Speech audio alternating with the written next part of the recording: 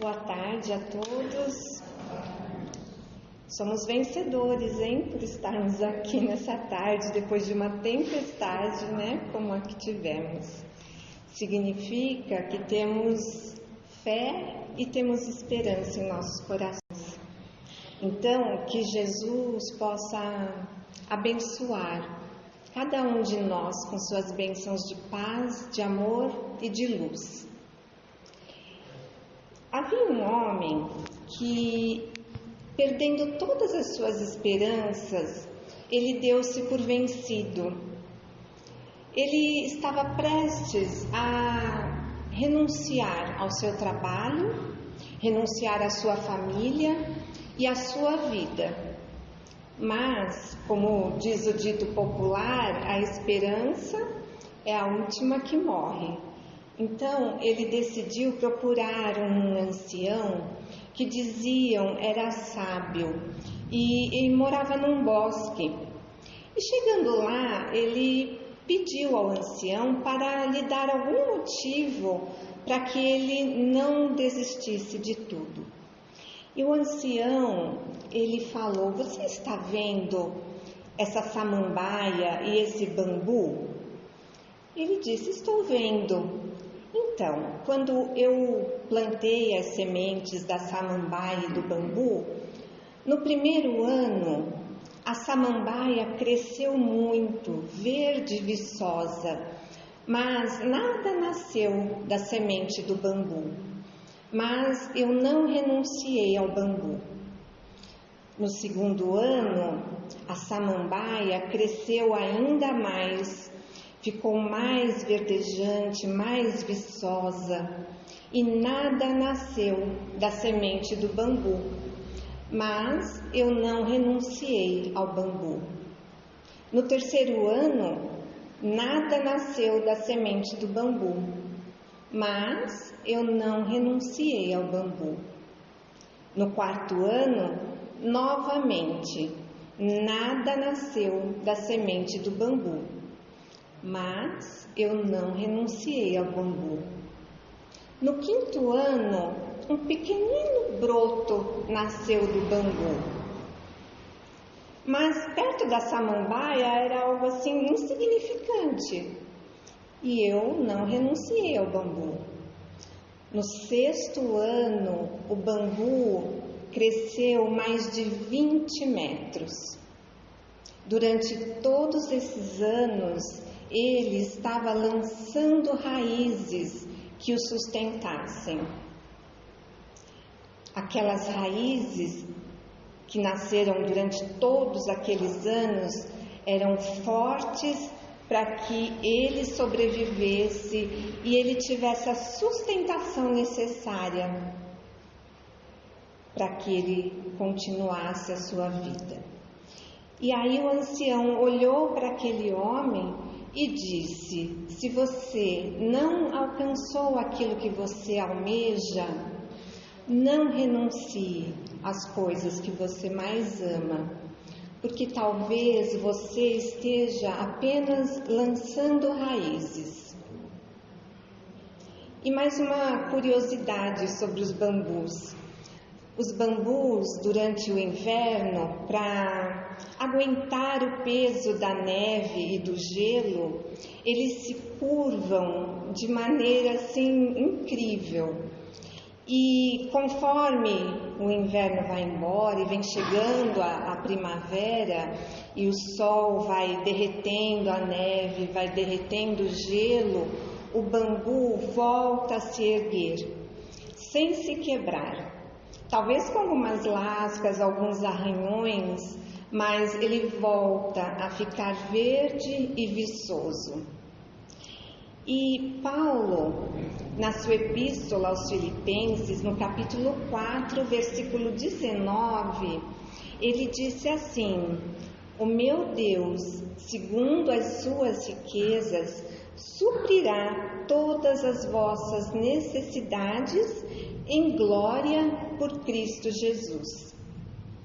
E no Antigo Testamento, no livro de Salmos, no capítulo 42, versículo 11, tem uma frase assim: Por que você está assim tão triste, ó minha alma?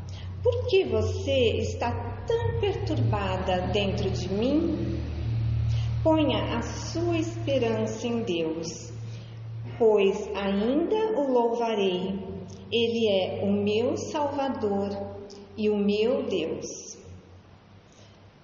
Todos nós, em nossas vidas, lutamos, enfrentamos desafios, enfrentamos obstáculos de toda sorte.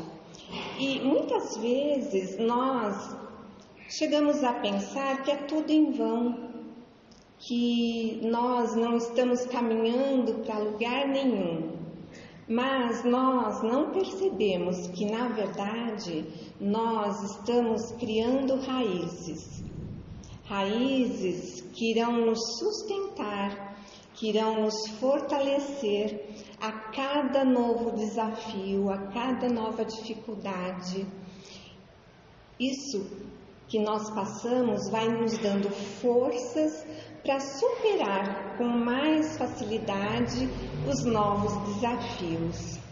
Por isso, meus irmãos, diante de um obstáculo, diante de um desafio, a palavra de ordem, o verbo que devemos utilizar é esperançar. Esperançar é um verbo que quase ninguém utiliza, mas significa dar ou ter esperança, animar ou animar-se, estimular ou estimular-se. E o que é esperança? Esperança é ver como possível a realização daquilo que nós desejamos. É confiar em algo melhor, num futuro melhor, numa vida melhor. É estar assim comprometido com aquilo que nós desejamos para a nossa vida. É acreditar que nós temos a capacidade de prosseguir diante de qualquer obstáculo, por mais difícil ele se apresente em nossa vida. É saber que nós podemos recomeçar sempre, apesar dos nossos enganos, dos nossos erros, nós temos sempre a capacidade de recomeçar. Então, esperançar é não parar de lutar. E no capítulo 19 do Evangelho segundo o Espiritismo, chamado A Fé Transporta Montanhas, no item referente às instruções dos espíritos, um espírito protetor chamado José nos diz que a esperança é filha da fé e irmã da caridade. 3 virtudes que deveriam pautar o agir moral de todo cristão: fé, esperança e caridade.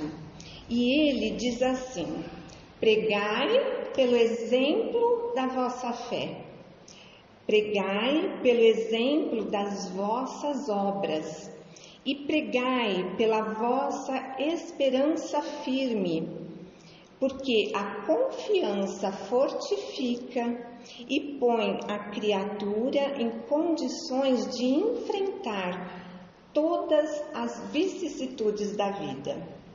Vejam o verbo que ele utilizou: enfrentar. Lembram que Paulo nos disse no comecinho: Deus suprirá todas as nossas necessidades? Mas isso não significa que nós devemos cruzar os braços e esperar. Muito pelo contrário, nós devemos arregaçar as mangas e agir, e ir em busca daquilo que nós queremos. A esperança, ela pressupõe a tomada de atitudes para que nós alcancemos os nossos objetivos.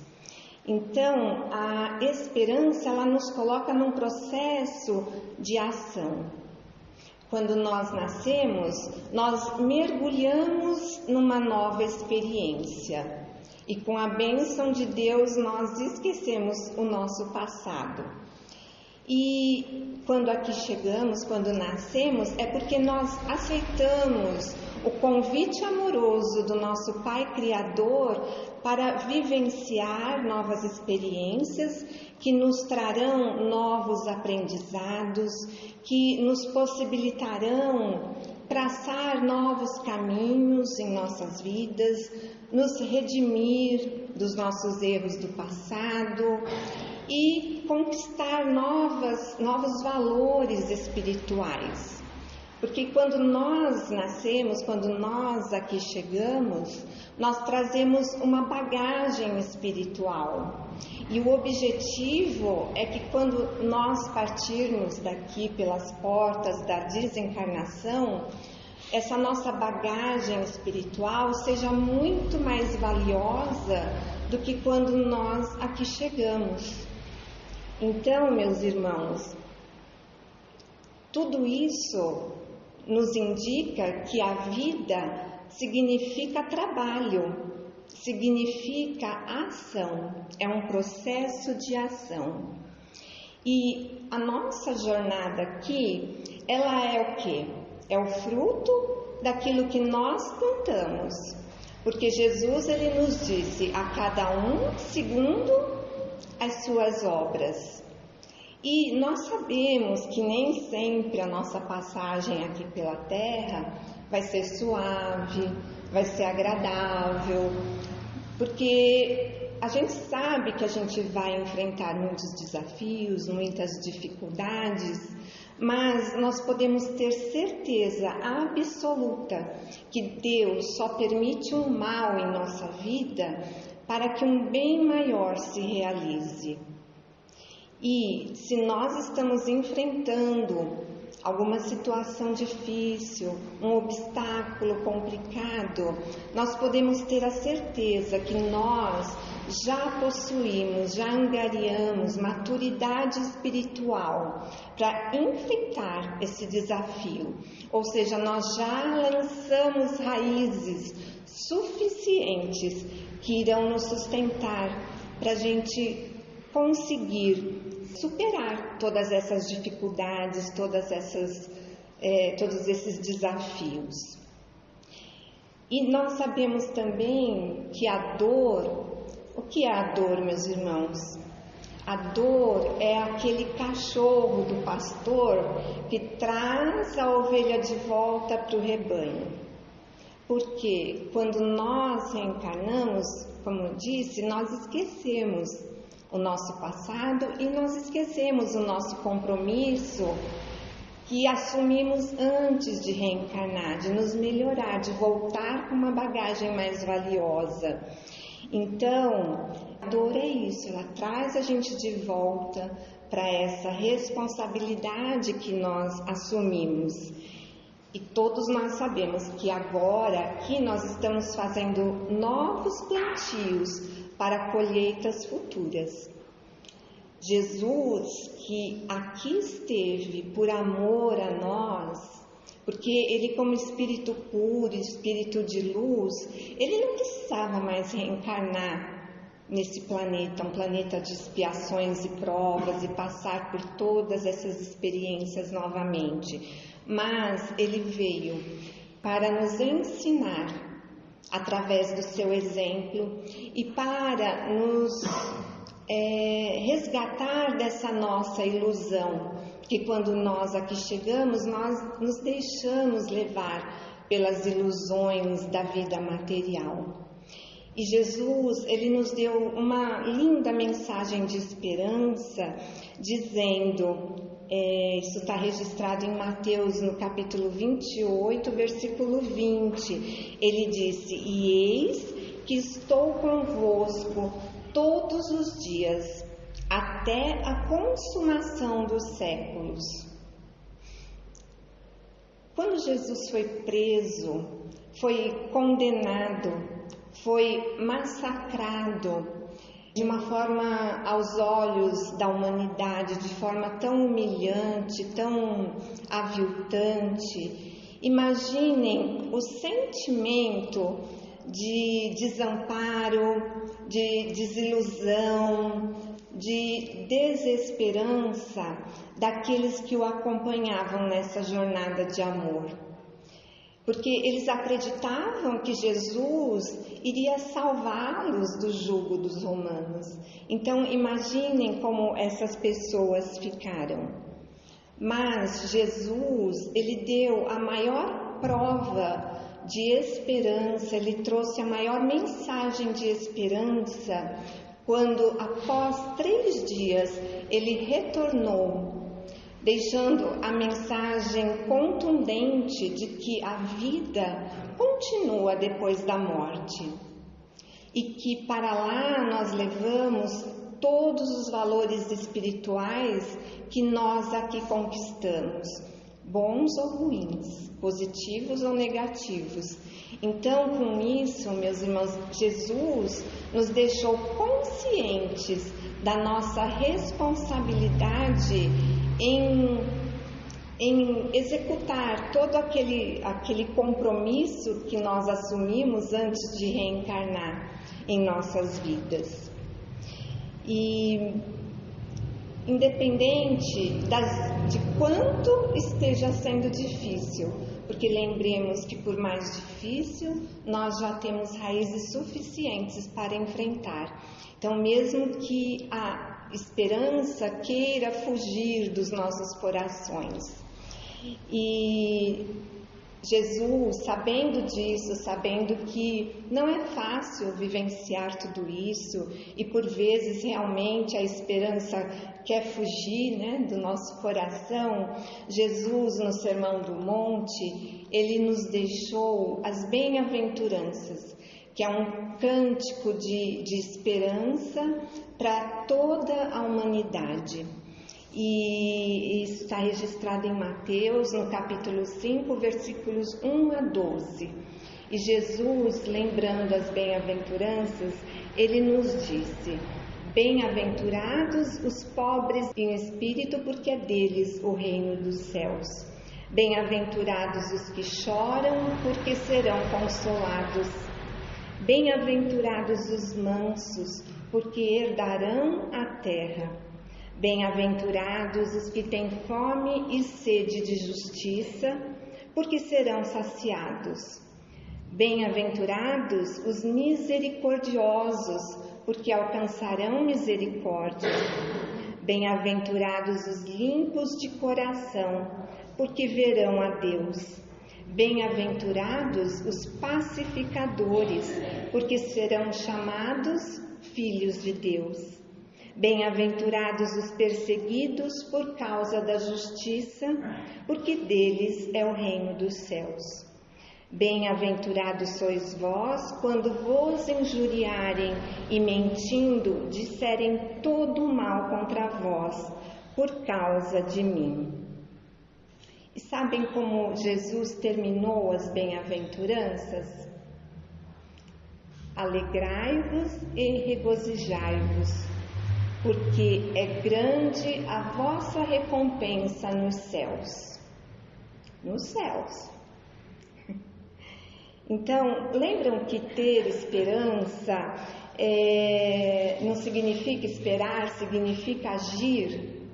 Então, diante de cada situação de dor e de sofrimento, nós precisamos ter uma postura positiva.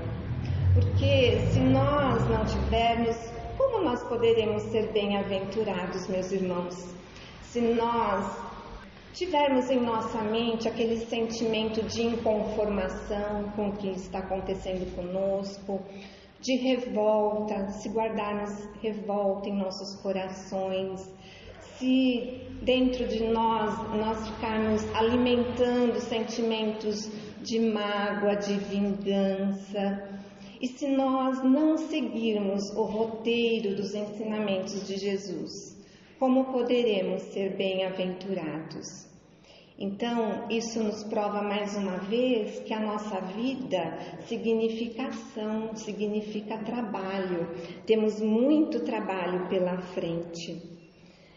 Mas Jesus, ele é tão misericordioso que em João, no capítulo 14, versículo 16, ele nos disse: E eu rogarei ao Pai, e Ele vos dará outro Consolador, a fim de que esteja para sempre convosco. E nós, espíritas, acreditamos que esse outro Consolador seja a doutrina dos Espíritos. Porque a doutrina dos Espíritos, ela veio para trazer luz para as nossas vidas. Ela nos dá toda a sustentação de uma maneira tão clara, tão concreta. Ela nos explica o porquê da dor, o porquê do sofrimento e o sentido da nossa vida. Então, nós que somos espíritas, temos a incumbência de levar todo esse cabedal de ensinamento que a doutrina espírita nos trouxe a todos os nossos irmãos de humanidade. E como que nós podemos fazer isso, independente da religião que professem? Nós podemos fazer isso, meus irmãos, lembrando do que o Espírito Protetor José nos disse, através da nossa fé, através das nossas obras, agindo com amor, agindo com respeito, agindo com indulgência, com carinho, com tolerância, e através da nossa esperança firme, levando essa esperança e levando alegria a todos os corações que caminham conosco nessa jornada, nesse mundo tão necessitado que estamos vivendo. E, além disso, olha só como Jesus é maravilhoso. Nós temos a companhia de Jesus em todos os dias da nossa vida, como Ele nos disse.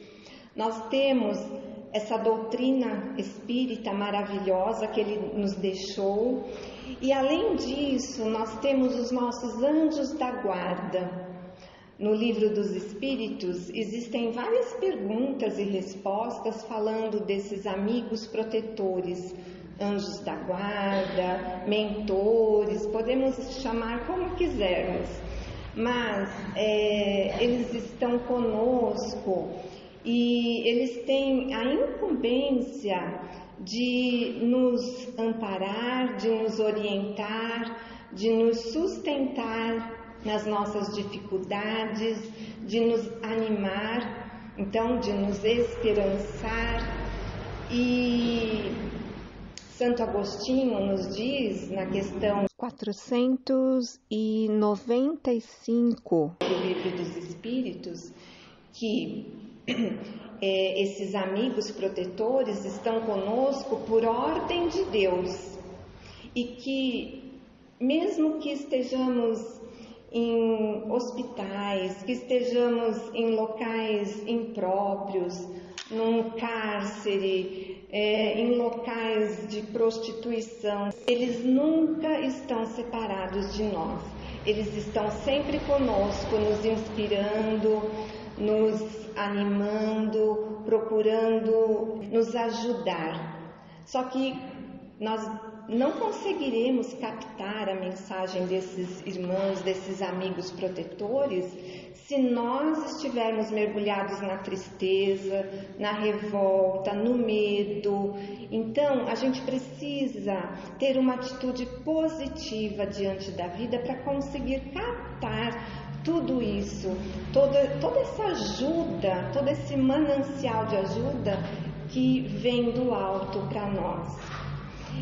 Chico Xavier, meus irmãos, ele tem uma frase, ele fala assim: Deus, se um dia eu perder as minhas esperanças, ajude-me a lembrar que os teus planos são melhores que os meus.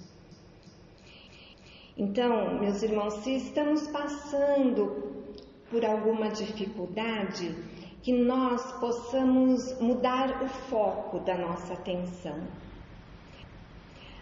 Havia uma menina que ela estava assim muito triste na janela da casa do seu avô, olhando para fora e vendo o jardineiro enterrar o seu cachorrinho.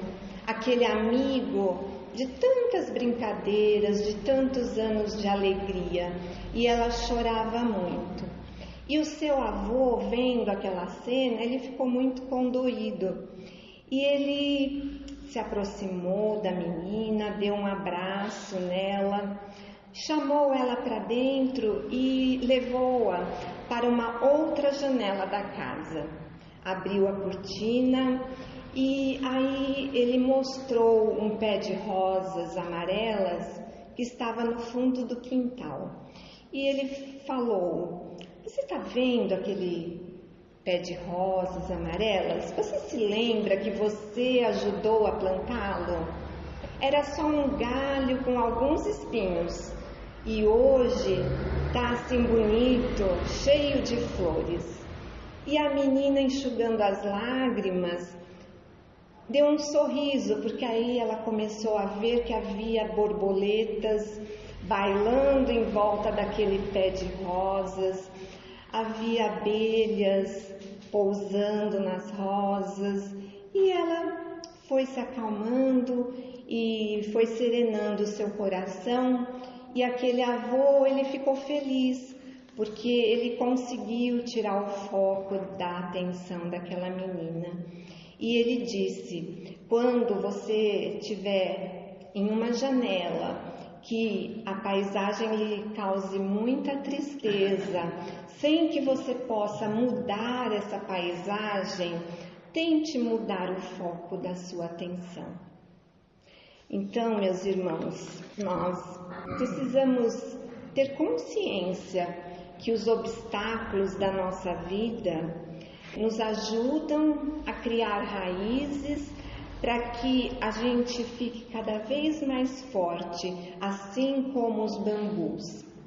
Que frente aos desafios nós devemos esperançar e lembrar de que Paulo, em sua epístola aos Filipenses, nos disse que Deus supre todas as nossas necessidades, mas é necessário fazermos a nossa parte, arregaçarmos as mangas e fazer a parte que nos cabe para nós sermos um dia bem-aventurados, como nos disse Jesus. Lembrar que essa vida é passageira e que estamos aqui para aprender, para crescer, para desenvolver o amor dentro de nós e espalhá-lo no mundo. E um dia retornar para a pátria espiritual com uma bagagem mais valiosa do que quando aqui chegamos. Então, nós temos muito trabalho a realizar, meus irmãos. Confiemos em Deus, que é nosso Pai Criador e é o nosso Salvador. Confiemos em Jesus, que é o nosso irmão maior. Confiemos na doutrina dos Espíritos, que é uma doutrina maravilhosa e nos sustenta nessa caminhada. Mas, principalmente, confiemos em nós, que temos a centelha divina dentro de nós e somos capazes de cumprir a nossa missão. Então, diariamente, que a gente possa acordar, esperançar nossos corações, levar esperança a todos que nos cercam e desenvolver a alegria dentro de nós. E que a gente assim consiga vencer todos os dias e ter essa vontade firme dentro de nós de vencer essa jornada redentora. Emmanuel, através da psicografia de Chico Xavier, ele nos deixou uma mensagem maravilhosa de esperança. Ele diz assim: todas as coisas na terra passam.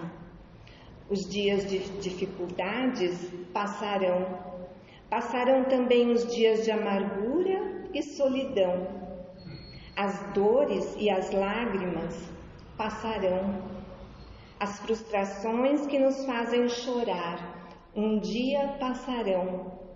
A saudade do ser querido que está longe passará.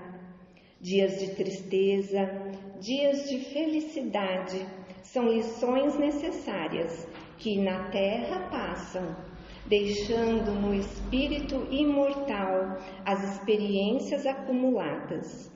Se hoje, para nós, é um desses dias repletos de amargura, paremos um instante, elevemos o pensamento ao alto e busquemos a voz suave da Mãe amorosa a nos dizer carinhosamente: isso também passará. E guardemos a certeza pelas próprias dificuldades já superadas que não há mal que dure para sempre. O planeta Terra, semelhante à enorme embarcação, às vezes parece que vai sossobrar diante das turbulências de gigantescas ondas, mas isso também passará, porque Jesus está no leme dessa nau e segue com um olhar sereno de quem guarda a certeza de que a agitação faz parte do roteiro evolutivo da humanidade e que um dia também passará. Ele sabe que a Terra chegará a Porto Seguro, porque essa é a sua destinação.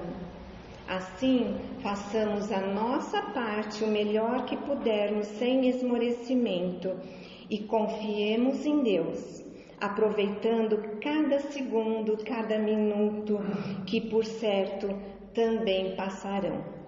Tudo passa, exceto Deus. Deus é o suficiente. Muita paz a todos, gratidão. Muito obrigada.